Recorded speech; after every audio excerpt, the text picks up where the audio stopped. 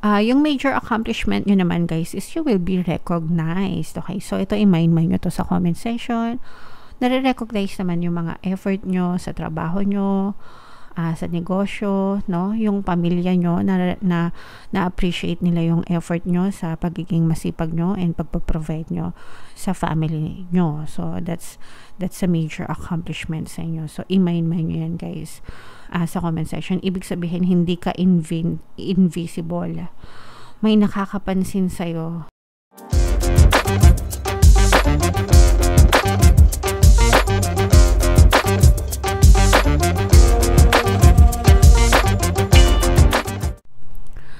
Hello guys, hello Leo. Welcome back to Pinoy Pixie Tarot. Ang pamagat ng episode natin for tonight is June 1 to 15 kapalaran para sa Leo, Sun, Moon, Rising Sign, and Venus. General reading lang guys. Pwede mag-resonate, pwedeng hindi.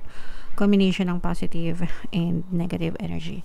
Unahin natin tong deck na to guys. Tingnan natin yung mga mensahe sa inyo ng inyong mga gabay. We have strategy in reverse mga kapiksi. Ibig sabihin nito guys, if meron kayong mga goals na sinet sa buhay nyo, pwedeng nagkakaroon kayo ng aberya sa mga strategies nyo. Pwedeng hindi siya nagwo-work in your favor mga kapiksi. So you may want to revisit your plans. Bisitahin mo ulit yung mga plano mo. Bisitahin mo ulit yung mga strategies mo mga kapiksi. Pwede ka mag-adjust, pwede ka mag-iba ng plano guys, pwede ka maghanap ng alternate na route, no? Or alternative na plano, mga kapiksi, alternative na strategy para maabot mo pa rin yung desire mo guys, okay? So maging flexible kayo mga kapiksi. Another message for you Leo. We have appreciation in reverse guys.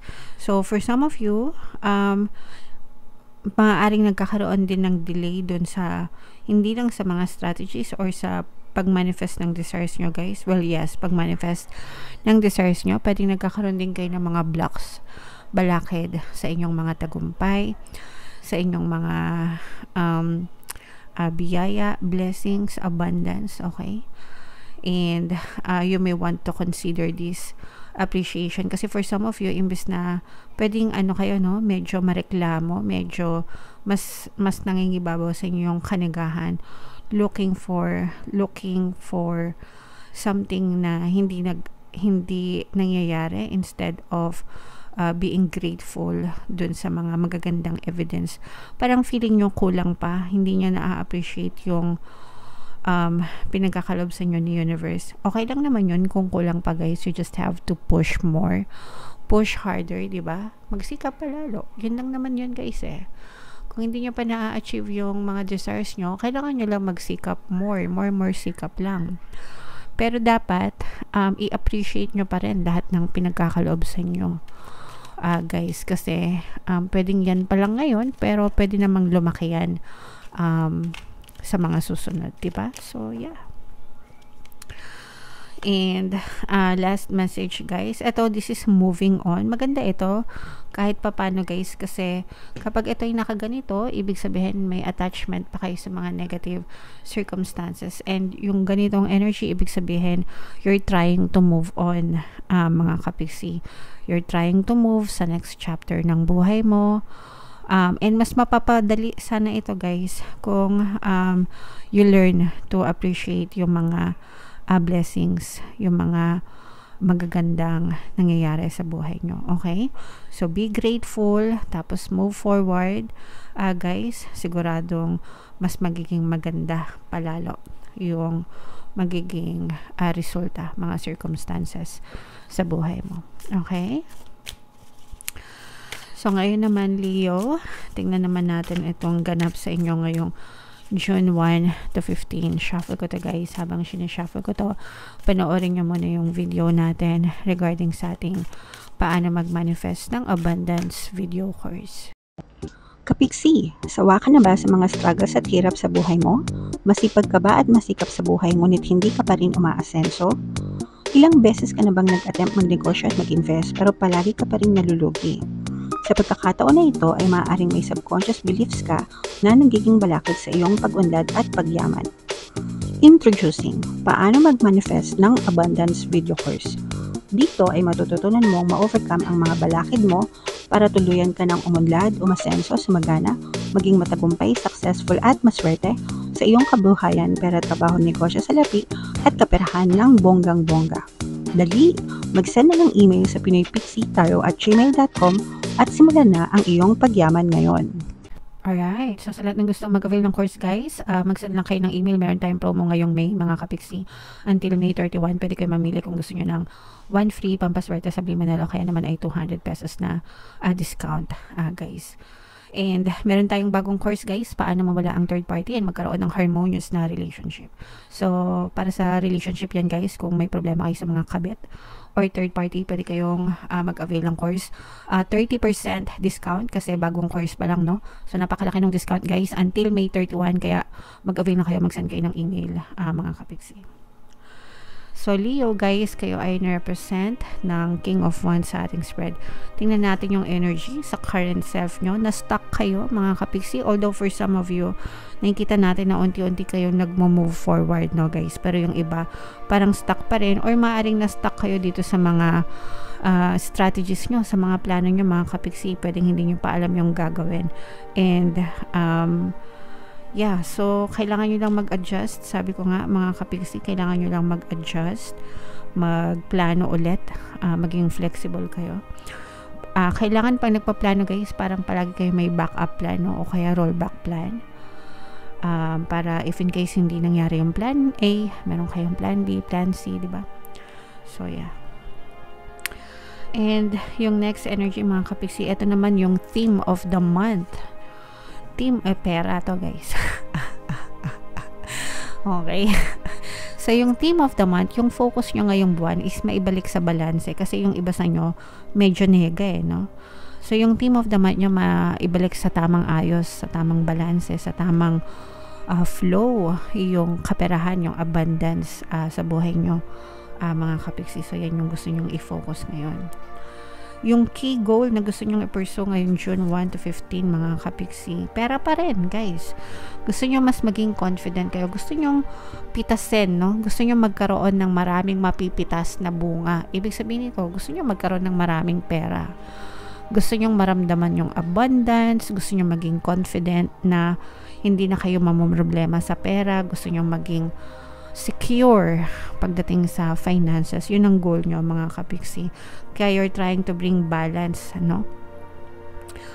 Kumbaga nakaranas kayo ng kanigahan, nararanasan nyo na parang na-stuck kayo, pero you want to move forward again. Eto, you want to move forward again para maging secure kayo pagdating sa kaperahan. So ito guys, i-mind nyo yan, kasi talagang you're looking for financial security, stability, yung makakapag-harvest kayo, kumbaga maraming bunga, marami kayong mapipitas na bunga, ganyan. So ano naman yung obstacle? Etong obstacle, balakid. Ang balakid na kailangan nyong ma-overcome is yung masyadong greedy, parang walang contentment. Kasi ito guys, this is abundance of money. Okay? Abundance of money, abundance of wealth, financial security. Pero yung iba sa inyo, nagiging balakid ito kasi parang masyadong greedy, walang satisfaction, walang pagkakontento. It's good and it's bad at the same time. Depende kasi guys, no? Para sa akin, okay lang naman na maghangad ng mas, di ba? Syempre, kung kumikita ka, let's say for example, kumikita ka ng 10,000, nasusustain mo naman yung pangangailangan ng pamilya mo, pwede ka naman maghangad ng 20,000 per month, di ba? Kung mas mapapabuti yung kalagayan ng pamilya mo, why not? There's nothing wrong with that para sa akin. Pero yung masyado ka ng gahaman, di ba? Parang wala ka nang inisip kundi pera, pera, pera, na ano mo na natitake for granted mo na yung relasyon mo, natitake for granted mo na yung kalusugan mo para lang sa pera, di ba? Parang yun na yung medyo off-key mga kapiksi, no? Parang medyo hindi na yung tama kasi wala nang balance. Tapos yung iba pa, I'm not saying na kayo, no? Yung iba kasi gumagawa ng masasamang paraan, no? Yung mga scammer, ganyan. magkapera lang, lahat na lang ng pang-scam, pandadaya, panluloko ginagawa. So yun na yung masama, mga kapiksi. So kailangan yung i-overcome yung mga greediness, kailangan magkaroon kayo ng appreciation, di ba? Dapat ganito to kaso ganito kasi hindi kayo nasa-satisfy. Dapat magkaroon kayo ng appreciation sa mga blessings nyo. So kailangan yung ma-overcome yung masyadong greediness, mga kapiksi. Alright? Yung major accomplishment nyo naman, guys, is you will be recognized. Okay? So, ito, i-mind nyo to sa comment section. Nare-recognize naman yung mga effort nyo sa trabaho nyo, sa negosyo, no? Yung pamilya nyo, na-appreciate nila yung effort nyo sa pagiging masipag nyo and pagpaprovide nyo sa family nyo. So, that's a major accomplishment sa inyo. So, i-mind nyo yan, guys. Sa comment section, ibig sabihin hindi ka invisible. May nakakapansin sa'yo, may na-appreciate ka yung mga efforts mo, and you are also being appreciated by the universe. Nakita ni universe yan, yung mga pagsisikap mo, pagiging masipag mo, and one day, guys, matatamasan nyo rin yung mga rewards ni universe. Okay? Mga kailangan nyong i-avoid, mga kapiksi, kailangan nyong i-avoid yung mga duda, yan, takot, yan, mga fear is the mind killer, guys, no? Sabi nga dun sa Dune, again, favorite ko yan. I must not fear. Fear is the mind killer. It's a little death that brings obliteration. So, for some of you guys, siguro kaya kayo naghahangad talaga ng maraming pera is because natatakot kayo na mawalan, natatakot kayo maghirap ulit, lalo na kung galing kayo sa kahirapan. Yung iba sa inyo, kung maganda yung status nyo sa buhay right now, parang natatakot kayo na mawala yung mga pinaghirapan nyo. So, wag nyong i-entertain yung mga ganong thoughts kasi it's a negative thought, it's a negative emotion. Instead na mag-focus kayo sa thoughts, sa mga fears and doubts nyo, mag-focus kayo sa faith and gratitude. Gratitude, guys, the best yan, no? The best yan, you're sending out to the universe kung ano yung na-appreciate nyo, and as a consequence, the universe will give you more evidences of things to be grateful for sa buhay nyo, mga kapiksi. Alright? What you need to embrace, ito mga bagong guys, bagong opportunities, bagong chapter, kailangan mong kumbaga sugal, risks, no, bagong simula. You need to embrace kasi baka may mali dun sa strategy nyo, guys, kaya nga dito nakabaliktad, di ba? Baka may mali sa ginagawa mo, hindi siya aligned dun sa desire mo. So wag kang matakot na sumubok ng mga bagong bagay. I-embrace mo yung pagtatry ng mga bagong bagay. So i-mind mo yan, guys, sa comment section. Mind new opportunities, new beginnings, bagong simula, ganyan. Where to find support sa sarili mo, no? You will find support sa sarili nyo, mga kapiksi. Kumbaga parang may mga times na kahit anong hingi natin ng tulong sa ibang tao, sometimes nakaka-frustrate pa kasi pag humingi ka ng tulong parang hihindian ka o kaya marami pang sasabihin, di ba? So sometimes yung sarili na lang natin, matuto kayo maging independent, di ba? And help yourself, mga kapiksi, para hindi na sumama din yung loob nyo sa ibang tao. If you help yourself, guys, ikaw lang sapat na. Yun yung palagi nyong iisipin. Ikaw lang sapat na. You are good enough. You're more than enough, no? And piece of advice, yeah. So, syempre, yung support nyo sa sarili nyo, but piece of advice then is for you to reach out kasi baka nilalagyan mo din ng pader yung sarili mo ng wall, no? Sa ibang tao, baka masyado ka nang nagpapaka-emo din. So, go out, have fun, celebrate, play, diba? Don't be so serious. Labas-labas ka sa mga friends mo, mga kaibigan mo, mga pamilya mo, mga mahal mo sa buhay. Connect with them, mga kapiksi. Wag din masyadong i-isolate yung sarili. Again, guys, dapat balance eh.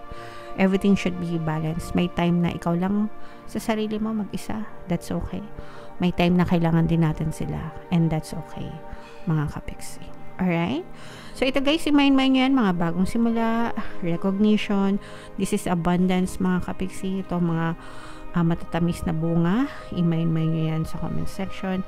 Balancing buhay, i-mind nyo yan lahat guys. Para sa inyo yan, mga kapiksi. Comment down below guys if naka-resonate kayo. Ito yung ating mga pampaswerte subliminal guys. Pakinggan nyo para makatulong sa inyo. And ito naman yung ating success stories ng paano mag-manifest ng abundance video course. Click here to subscribe guys, and click here to join our membership program. Thank you for liking, sharing, and subscribing, and see you again next time. I love you all guys. Have a nice day. Bye-bye.